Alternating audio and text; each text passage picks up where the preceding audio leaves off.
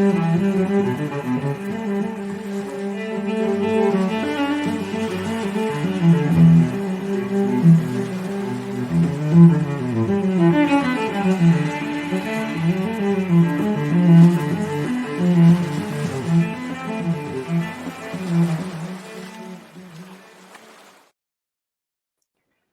morning, Rick. It is wonderful to be online with my friend again. How are you? I'm doing all right, thank you. Nice to be back together again and on this exciting new venture that we're putting together. So bear with us; it's live and anything can happen. So, for those of you that are joining us again, Rick and I started a 7-week chakra program. And it is a little taste of what Rick can do for you in his private sessions and his private guidance. But we wanted to restart it. There were a number of things that got in the way over the summer. And, we had holidays and I had injuries and, we both have children that are running amok and spouses and whatnot. So we wanted to start the whole program all over for you again. And essentially what this is, we're going to go through all of the chakras. They're the foundation of your energetic conduit to the greater universe. And we're going to help you guys start to straighten those out. And it is going to help you live a better life. It could alleviate some maladies that you may have. Rick, tell us a little bit about, because this is our introductory video. We're gonna have all the individual videos for all of the chakras. Tell us a little bit about the chakra system as far as your understanding and how you manage it with your clients. So I'm one of these people that I get lost if it gets a bit too detailed, as we've said to one another times many, that my attention span does have this tendency to wander off if not guided properly. So I always look for the most simplistic way that I can understand something. That way I've got a fair chance of retaining it. So how it was explained to me is that we have energy centers that run from the top of the just above the head right down into the groin. Now, these are the main chakras. Now, for anybody out there going, oh, well, there's loads more, right? Okay. But this is where I'm saying I keep it simple, because what I look at is the ones that I focus on, the ones that I tend to work with. So they are the 7 main chakras. I remember them color-wise. So I've got my little coping strategy there with how I remember them, as there was an old thing that was taught me at school about Richard of York gave battle in vain. So the colors: red, orange, yellow, indigo, green, blue, and violet. Right now, the only anomaly slightly is that the crown chakra can be perceived as white, pure white light, or indeed it's kind of like a hue of purple. So that's the only anomaly that I've got. Then I started to work through where they actually represent. So I look at the chakras individually. The root is the basis of everything that we are, and that is located. And Annabelle, we remind one another here that it's a front to back funnel that runs through. So whereas I would focus on the groin area, somebody else may well say yes, but to me it's around the base of the spine, which is absolutely correct. It runs through from front to back. The sacral chakra, which is located like that, if you can see my fingers, just around the navel or slightly below. And that deals with the fuel and your drive, your sexuality, everything that makes you you.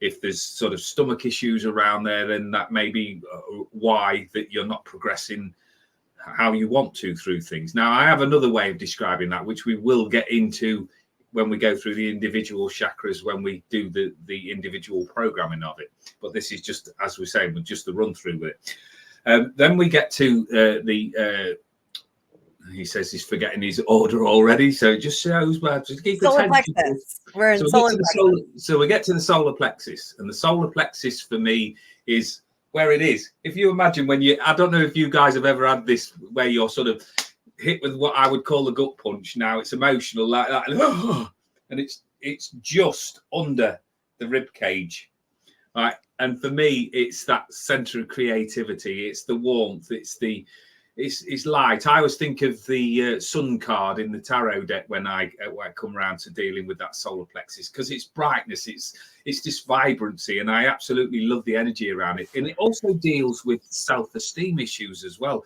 so self-confidence and things like that. So if you're stifled, have a look around whether you're giving yourself enough nurture and enough guidance. Then we get to the heart chakra. Now, this is my own way of describing this. So I see that the previous three that I've already described as the earthbound. It's in the washing machine, as I would call it, because it spins round and it concerns us with the everyday parts of life. Now, the heart is neutral, right? It just wants everybody to get on great. So it's like when you've got this loving mother figure that comes in and just wants to look after, guide, and nurture, and just give good feelings to everybody. The heart is kind of like a referee, because as we then get into away from the feels, we've got to go into how we communicate, which is around the throat chakra. So the throat chakra is all about communication, getting things off your chest, putting things out there that and giving life two thoughts. Because a lot of people will tell me, I think, and I go, great, but what are you doing to vocalize that and manifest that and move that forward? And meanwhile, the heart's going, right, get up there, speak your truth, do your thing. Then we get to here, and this is the third eye chakra, and it's located, it's great having a pointy head at times, but if you look like that, and just narrow that down, in there is the all-seeing, the all-knowing, the all-sensing. And this is where people who are spiritually developing tend to get stuck, because when we say we hear spirit or we sense spirit or things like that, we're not like literally hearing it like we're having a conversation now. It's not audio. It's all going on in this third eye center. Right? There's lots of things coming through from the spirit world. That's your spiritual connection. And it's one of my favorite ones, because it's also my seat of my imagination as well. So when all of these wonderful messages and things come through, I don't pretend to know what it's all about. I just let it all loose. So if you imagine that goes from there to there, it comes out of my mouth and I deliver it. Now, the bit above, the final chakra to me, and I'm saying final, but bearing in mind that there are other minor chakras, because that's something that could keep us going for ages, but I haven't got the knowledge, so I'm not going to blag on that one. We get up to the launch pad up here, what I would like to call the helipad, and we'll get into that in further programs, because that's the funnel. That's where all of the information comes in. That's where all of the guests come down. And all I do is see myself as that spiritual medium. And I want to explain that just briefly. When I say medium, I don't mean medium in the sense of, oh, darling, look at me, I'm wonderful, and I'm going to pass on all of these messages. A medium is a conduit for spiritual energy. The word conduit is the means to an end. So as the medium, I sense, I feel something comes down. I might hear, I might have a tool or two, but something energetically comes off that. It comes down the funnel and it gets to my mouth, and I basically deliver. So a medium is an instrument for delivering spiritual energy. So that's how I've evolved. It's not how I was entirely taught, but like with a lot of the things that I tend to do with people on YouTube and in private and things like that, it is all about intuitive. It is all about improvising, because everybody's got their own way of comprehending and understanding things. So what I've tried to do is I work on this old army mentality, which is an acronym that is called KISS. Keep it simple, stupid. And that's not to be insulting to anybody that's watching. What that is the simpler I can keep something, the simpler it is for me to explain that. Then the client there makes their comprehension in the way that they understand it. They then feed back, and then we go from there. So that's how I understand it anyway. That's my story. And I think that that's sound advice for anybody, to keep it simple, for Pete's sake. You and I both have kids. Yeah, yours are a little bit older than mine, but I think it's a good thing to impart to them.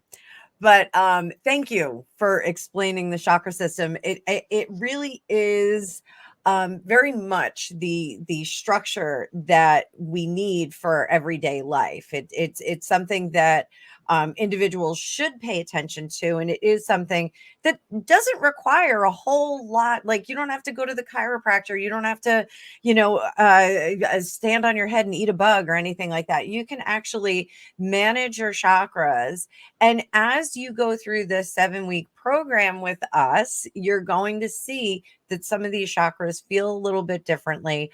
One of the things I teach psychics myself, and one of the things that I notice is the change of the third eye chakra in my students. It'll open and close with their capability, and sometimes when they panic, like all of a sudden they go, oh, all these messages are coming in, and it shrinks really tight. So I think people, as we go through the next 7 weeks of programming, they're going to find some changes in their life. Maybe one chakra is loosening up, maybe one is getting a little overloaded, maybe one is totally closed off. I think they're going to find some really interesting things. Before we close out for today with just the introduction program, for any of our new viewers, you have such an amazing backstory, like an origin story. Would you just share with everybody your experience from going from guard to guide? I just think it's so tremendous how you got from point A to point B. And like for me too, because I had a regular corporate, square job, and now I have a spiritual business full time, and you've done the same thing, but your origin story is a little bit different. What was your vocation originally, Rick? So from 2001 to 2013, I worked at 2 prisons, and I was a prison officer. So prison guard, correctional officer, if you guys are listening in from the other side of the pond, and did various different jobs and had massively varying experiences, and realize now with hindsight, and this is a thing to point out, that hindsight is always 2020, but that not realizing at the time that I was energy sensitive. So being in an environment where there's so much energy and there's such a, I don't know, the best way I can put it is like a car crash of emotions. It's just like, yeah. And you've got good, you've got bad, you've got indifferent, you've really got the sort of the goodies and the baddies type of thing. And being in the middle of that, but also not being aware that you're sensitive, caused me quite a lot of problems. So a very, very long story cut down to the bare bones, just to give you a rough idea, because other aspects of that story can be explained on other things that I've produced already. But I came to the point with my spiritual journey where I realized that there was something going wrong, that there was something I couldn't identify.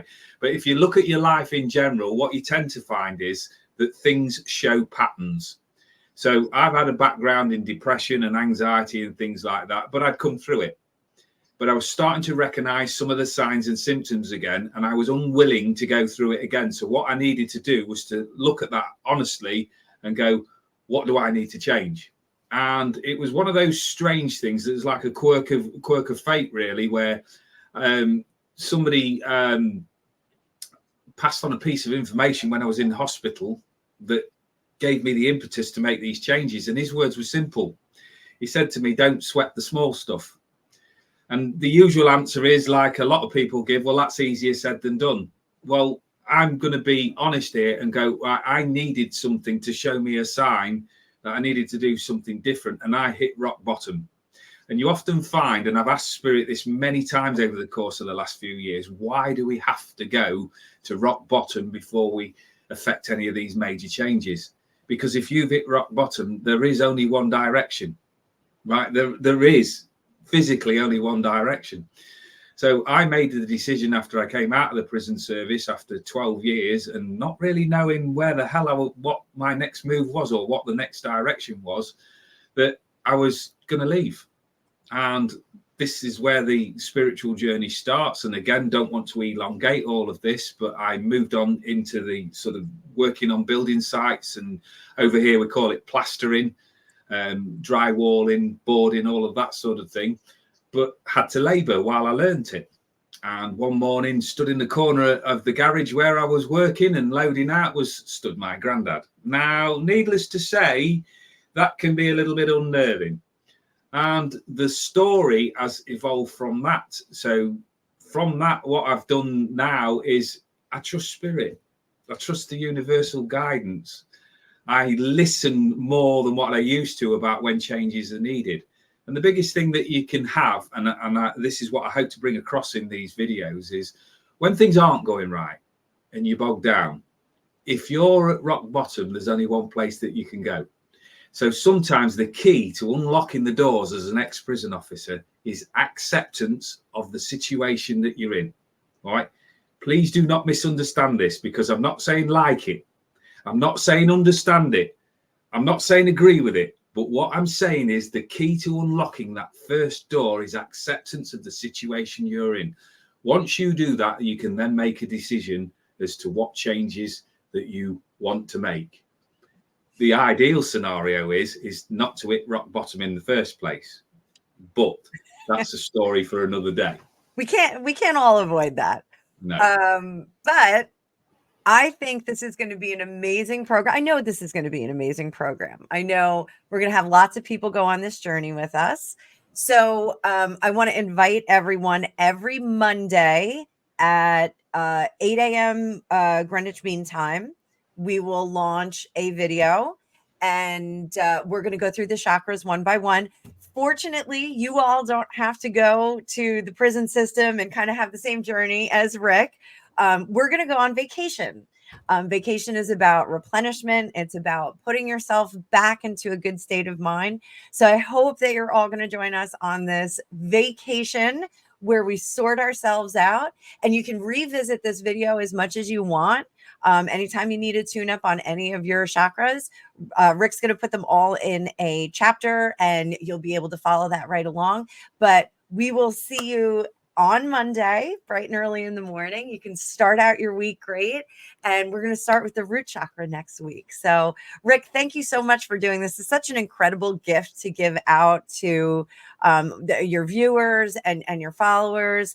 And to be sure, I want to let everybody know this is just a taste of getting your chakras sorted out. Rick does this privately. So at the end of the video and in the description, you'll be able to contact him if you would like to do some of this work privately with him. So it's such an amazing program. I wish you the best of luck with it. I think it's going to be great. So let's say cheerio, and we'll see everybody on Monday. Thank you.